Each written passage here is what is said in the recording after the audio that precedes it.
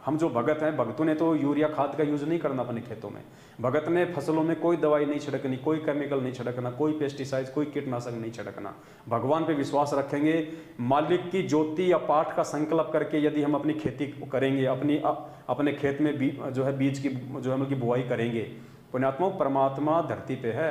आज से पहले हम क्या किया करते थे, ये तो अभी आके सारा काम बिगड़ा है। लोगों ने खेती बाड़ी को भी अपना व्यापार बना लिया, वरना पहले के लोग केवल अपने घर के लिए ही अनाज पैदा किया करते थे, बेचने के लिए नहीं किया करते थे। आज तो लोगों ने दूध दही को भी बेचने के लिए अपना व्यापार बना लिया।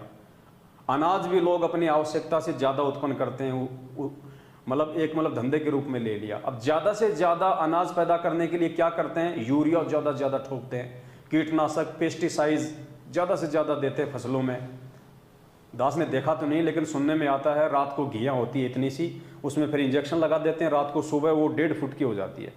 अब बताओ पुण्यात्मा, वो जहर हम खा रहे हैं, साग सब्जियों में भी मिलावट हो गई, हर चीज़ में। दास ने एक दिन देखा था, ये जो पालक आता है, ये जो धनिया आता है, ये जो पुदीना है, ये बिल्कुल बिल्कुल मुरझाया हुआ था, बिल्कुल बेबस मुरझाया हुआ, मरा हुआ।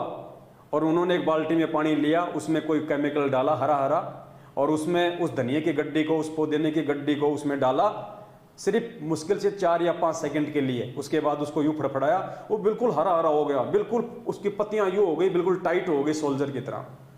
अब बताओ, वो केमिकल हम खा रहे हैं, बासा सड़ा हुआ भूसा हुआ केमिकल युक्त हम खा रहे हैं। तो कोशिश करो पुण्यात्माओं, आप जितने भगत भाई बहन हैं, आप यदि कोई किसान हैं, अपने खेत में यदि आप इस प्रकार से अपना अन्न पैदा करते हैं, तो आप जी परमात्मा के आशीर्वाद से, मालिक पे विश्वास करके, हम मर्यादा में हैं, परमात्मा के बच्चे हैं, परमात्मा क्या नहीं कर देगा। परमेश्वर तो बिना अन्न के फसल दे दे हमारे को।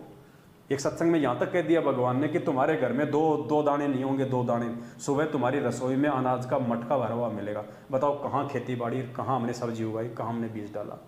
तो ये परमात्मा जो चाहे सो कर दे। सतगुरु जो चाहे सो कर ही, भरम पड़ो मत कोई, सेव धड़ पे सी चढ़ाया पाछे करी रसोई। इस पे केवल विश्वास करने की आवश्यकता है।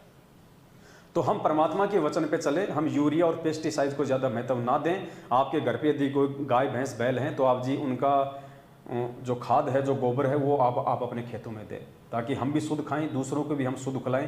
क्योंकि हमें क्या कहा परमात्मा ने कि भगत को मिलावट नहीं करनी है। अब हमने समझ लिया कि मिलावट का मतलब है, यदि हम कोई पानी का काम करते हैं तो पानी में मिलावट मत करो। हम यदि कोई दूध का काम करते हैं तो दूध में पानी मत मिलाओ। नहीं, हम बीज में यूरिया डाल रहे हैं, पेस्टिसाइड डाल रहे हैं, कीटनाशक डाल रहे हैं, क्या वो मिलावट नहीं है? परमात्मा हर चीज़ को खोल के नहीं बताएगा। कुछ चीज़ें फिर हमने साथ संगति से, अपनी बुद्धि विवेक से समझनी पड़ेंगी।